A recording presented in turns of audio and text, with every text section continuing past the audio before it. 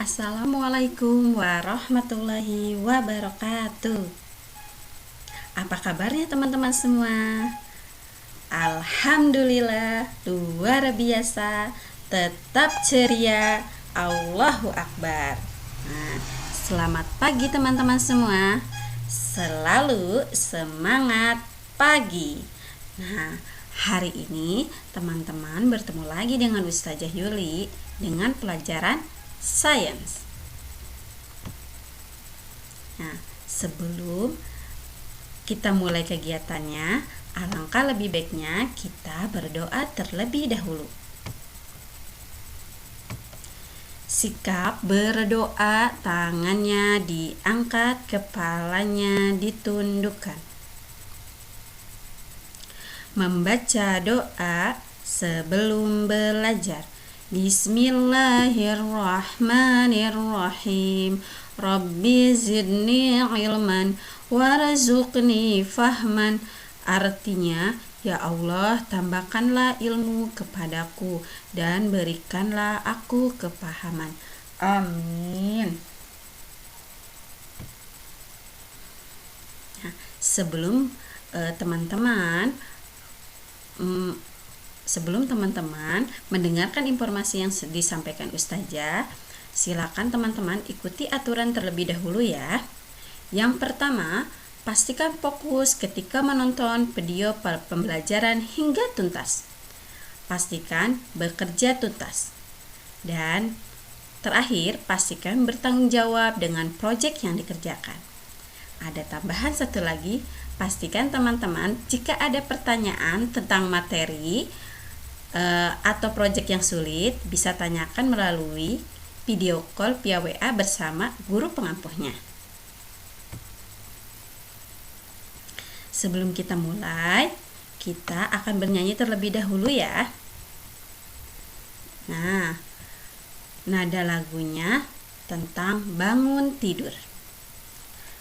Pasti teman-teman sudah tahu ya. Yuk kita sama-sama menyanyikannya. 1, 2, 3. Bangun tidurku terus wudu, sholat subuh lalu baca buku, mandi pagi sarapan pagi, berpamitan tuh ke sekolah. Kita sekali lagi ya, ikutin semua. 1, 2, 3. Bangun tidurku terus wudu, sholat subuh lalu baca buku, mandi pagi sarapan pagi, berpamitan tuh ke sekolah.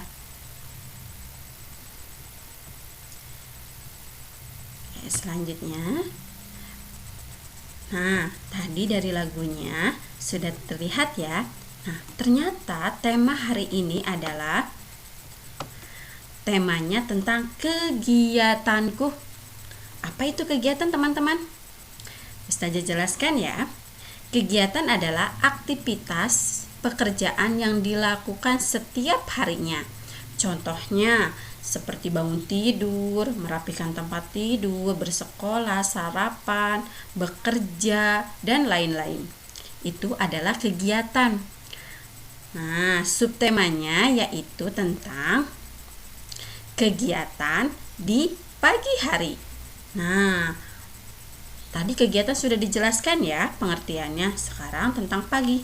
Pagi adalah awal dari hari. Biasanya hari diawali dengan kegiatan pagi hari. Bisa dilihat gambarnya teman-teman. Pagi hari itu dimulai dari terbitnya matahari. Lalu hari adalah waktu dari pagi hingga pagi lagi. Itu adalah hari. Hari itu dimulai dari pagi sampai teman-teman bertemu lagi dengan pagi. Itu adalah disebut dalam satu hari.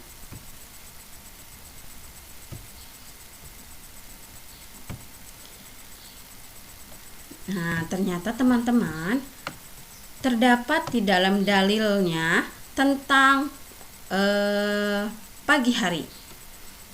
Dalilnya tentang kegiatan di pagi hari terdapat dalam surat Al-Fajr ayat 1. Pasti teman-teman langsung hafal nih, karena ayatnya pendek. Yuk kita sama-sama ya. Dari ta'awuz.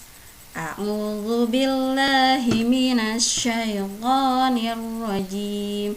Bismillahirrahmanirrahim. Wal fajr. Artinya demi waktu fajar.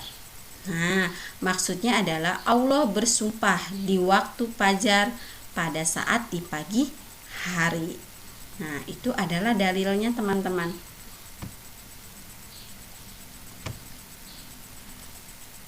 Nah, lalu bagaimana dengan kegiatannya? Nah, biasanya kegiatan di pagi hari itu apa saja teman-teman? Coba sebutkan sama-sama. Nah, betul.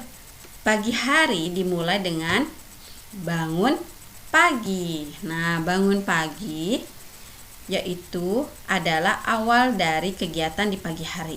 Lalu setelah bangun tidur, biasanya anak yang soleh dan sudah mandiri biasanya langsung merapikan kembali tempat tidurnya sendiri tanpa meminta bantuan orang tua. Kecuali kalau sulit ya teman-teman. Nah, selanjutnya kegiatannya setelah bangun yaitu biasanya langsung berwudu. Nah, untuk anak laki-laki biasanya ikut ya dengan ayah untuk pergi ke masjid. Nah, dibiasakan untuk bangun lebih awal ketika belum azan subuh. Nah, setelah itu baru kita melaksanakan sholat. Untuk laki-laki bisa sholatnya di masjid. Nah, karena pahalanya lebih banyak dibanding sholat di rumah. Nah, setelah pulang dari masjid, apalagi yang dilakukan ya? Nah, yang dilakukannya adalah bisa teman-teman mandi terlebih dahulu. Nah, setelah mandi, sudah bersih tubuhnya, sudah memakai seragam, lalu teman-teman mengulang kembali pembelajaran kemarin dan mempersiapkan pembelajaran untuk hari ini. Nah, kalau sudah selesai, teman-teman jangan lupa untuk sarapan. Nah, pastikan sarapannya yang memiliki nutrisi tinggi dan tidak boleh terlalu banyak karbohidrat di pagi hari, karena itu akan membuat tubuh kita menjadi lemah ya, karena terlalu banyak karbohidrat dan akhirnya mengantuk. Pastikan banyak makannya sayuran, boleh dengan buah-buahan. Nah, atau roti boleh. Nah, itu bisa dilakukan di pagi hari. Nah, setelah sarapan, jangan lupa pamitan kepada bunda atau minta diantar oleh ayah atau bunda untuk berangkat ke sekolah. Itu adalah kegiatan rutin yang dilakukan di pagi hari. Nah, pasti teman-teman mengalaminya ya. Nah, itu adalah yang dilakukan teman-teman ketika di pagi hari. Lalu bagaimana yang dilakukan oleh ayah dan bunda? Pasti berbeda ya dengan kita. Nah, kalau bunda biasanya menyiapkan sarapan dulu. Lalu kalau ayah ketika mengantarkan teman ke sekolah, dia langsung berangkat bekerja. Nah, itulah tentang penjelasan kegiatan di pagi hari. Nah, teman-teman, sekarang silakan teman-teman simak dengan baik tentang materi sains hari ini. Hari ini Ustazah menjelaskan tentang materi mengenal bunyi. Nah, apa teman-teman? Mengenal bunyi. Nah, Ustazah jelaskan dulu ya pengertian dari bunyi. Nah, di sini sudah ada gambar. Di dalam gambar ini ada telinga. Berarti yang menerima bunyi itu siapa? Telinga kita. Nah, sedangkan bunyi itu apa ya? Nah, pengertian bunyi yaitu sesuatu yang dihasilkan dari benda yang bergetar. Benda yang menghasilkan suatu bunyi tersebut dinamakan sumber bunyi. Jadi, ketika ada suatu benda mengeluarkan suara, maka akan ada getaran, dan getaran itulah yang disebut dengan sumber bunyi, sehingga bunyi tersebut bisa direspon oleh pendengaran kita.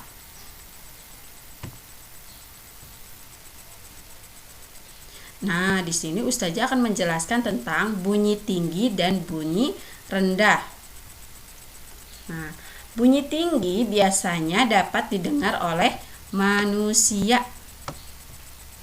Nah, contohnya seperti apa ya bunyi yang dapat didengar oleh manusia? Nah, biasanya bunyi yang didengar oleh manusia adalah bunyi yang tinggi-tinggi. Contohnya bunyi pada alam. Nah, yang pertama adalah bunyi gunung meletus. Nah, suara gunung meletus sangat tinggi sehingga dapat didengar oleh telinga manusia. Lalu yang kedua, bunyi petir. Nah, karena bunyi tersebut sangat tinggi juga sehingga manusia dapat mendengarnya. Hewan pun bisa mendengarnya. Lalu yang terakhir adalah bunyi buatan. Nah, yaitu bunyi dari kembang api. Karena ada ledakannya dan ledakannya itu menimbulkan bunyi sehingga dapat didengar dengan keras. Lalu juga ada bunyi rendah. Nah, bunyi rendah ini jarang terdengar oleh manusia, hanya beberapa hewan yang dapat mendengarnya. Nah, contohnya ada hewan yang bisa mendengar dari suara paling rendah, yaitu adalah paus. Nah, paus bisa mendengar suara yang sangat rendah. Lalu ada binatang jangkrik, ada lumba-lumba. Nah, binatang ini dapat mendengar suara yang paling rendah. Contohnya seperti apa ya, suara apa? Nah, yaitu suara gempa. Nah, getaran gempa. Biasanya manusia tidak akan bisa mendengar suara gempa. Hanya binatang-binatang tersebut yang bisa mendengarnya karena sangat rendah suaranya. Kita hanya bisa merasakannya saja ya, getaran gempa itu, namun tidak bisa mendengarnya. Nah, itulah contoh dari bunyi yang paling rendah yang bisa didengar oleh makhluk ciptaan Allah. Salah satunya ada paus, ada jangkrik, ada lumba-lumba, dan ada binatang lain. Nah, lalu ada syarat bunyi. Syarat bunyi yaitu ada 3, teman-teman. Yang pertama, terdapat benda yang bergetar, yaitu disebut dengan sumber bunyi. Lihat teman-teman, di sini ada gambar drum yang sedang dipukul. Ketika drum dipukul, maka akan ada getaran antara benda dengan benda lainnya, sehingga menghasilkan bunyi. Lalu yang kedua, terdapat penerima yang berada di dalam jangkauan bunyi. Siapa penerimanya? Bisa manusia, bisa hewan. Nah, yaitu didengar oleh telinga kita. Nah, makanya si penerima langsung mendengar informasi tentang bunyi tersebut. Wah, ini bunyi tentang bunyi drum yang sedang dipukul. Nah, makanya kita langsung bisa merespon bunyi apa itu. Lalu yang ketiga adalah terdapat medium yang merambatkan bunyi. Jadi ada medium yang merambatkan bunyi. Mungkin tidak terlihat teman-teman, sehingga bunyi bisa langsung diterima oleh telinga kita. Berbeda lagi ya kalau misalnya telinga kita mengalami sakit atau rusak seperti tuli. Mungkin suara itu tidak akan sampai kepada telinga kita. Atau benda tersebut memang ketika dipukul tidak menghasilkan bunyi, maka tidak akan ada medium yang merambatnya. Nah, lalu ada kecepatan bunyi. Nah, kecepatan bunyi. Cepat rambat bunyi yaitu suatu kecepatan perambatan gelombang bunyi yang didapatkan dari hasil bagi jarak yang ditemu dengan waktu tempuh bunyi tersebut. Maksudnya bagaimana ya? Nah, maksudnya adalah teman-teman, ketika teman-teman di sini contohnya kembang api ya, ketika teman-teman dalam posisi dekat dan jauh, maka hasil bunyinya pun berbeda. Nah, berbeda ketika kita dekat. Maka bunyi suara itu akan langsung terdengar ketika ledakan pada kembang api langsung meledak dan suaranya langsung terdengar. Berbeda lagi ketika kita posisinya jauh. Biasanya terdengar ketika sudah meledak baru terdengar bunyinya. Dan bunyinya pun berbeda, tidak lebih tinggi atau lebih rendah. Nah, itu maksudnya ya teman-teman. Nah, kesimpulannya, bunyi adalah energi gelombang yang berasal dari sumber bunyi, yaitu benda yang bergetar. Benda apa saja yang dipukul ataupun ditiup dan menghasilkan getaran, maka itu disebut dengan sumber bunyi. Nah, komponen bunyi berupa bunyi, pengantar, frekuensi bunyi-bunyi, dan timbre. Nah, manfaatnya, bunyi dimanfaatkan untuk kehidupan sehari-hari, seperti untuk mengetahui kedalaman laut. Nah, biasanya untuk kita mengetahui kedalaman laut, kita biasanya melakukan uji coba dengan menghasilkan bunyi. Ketika bunyinya semakin rendah, maka laut tersebut semakin dalam. Nah, lalu yang kedua, bunyi juga bisa dimanfaatkan untuk menghasilkan bunyi yang lambat dan cepat. Contohnya seperti ketika bernyanyi dan bermain musik. Nah, jika teman-teman ketika bernyanyi ada bunyi yang terlalu cepat, keras dan tinggi, dan ada juga bunyi yang lambat, slow. Nah, itu adalah bunyi lambat dan cepat suatu bunyi. Dan bisa juga dari musik. Nah, musik juga sama teman-teman. Musik itu ada yang pelan musiknya, ada yang rendah sekali, dan ada juga yang tinggi dan didengarnya terlalu bising. Nah, itu bisa juga dihasilkan dari musik. Nah, silakan teman-teman, proyek hari ini adalah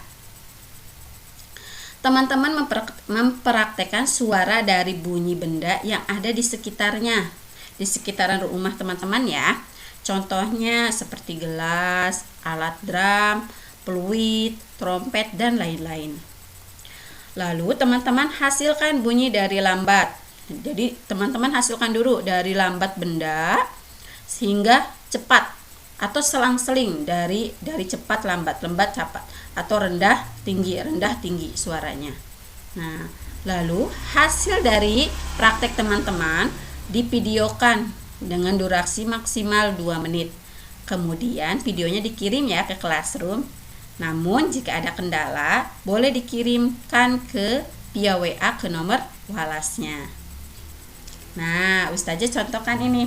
Ustazah menggunakan pembersih wajah, dan sikat gigi.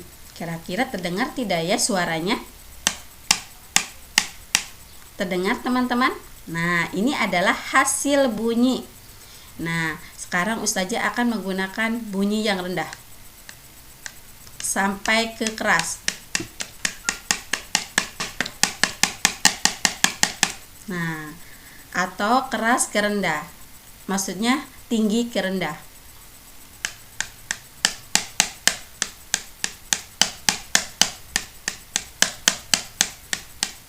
Nah, ini adalah bunyi buatan.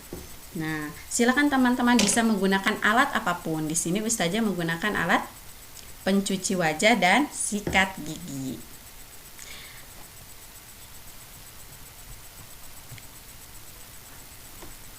Nah, itu saja teman-teman informasi yang disampaikan oleh Ustazah. Semoga teman-teman menambah ilmu pengetahuannya ya tentang informasi bunyi. Nah, sekarang teman-teman menambah lagi ilmunya. Nah, Ustazah sebelum diakhiri, Ustazah akan menginformasikan kepada teman-teman. Tadi Ustazah sudah contohkan ya bagaimana bunyi, contoh bunyinya dari rendah ke tinggi, atau sebaliknya dari tinggi dulu baru ke rendah.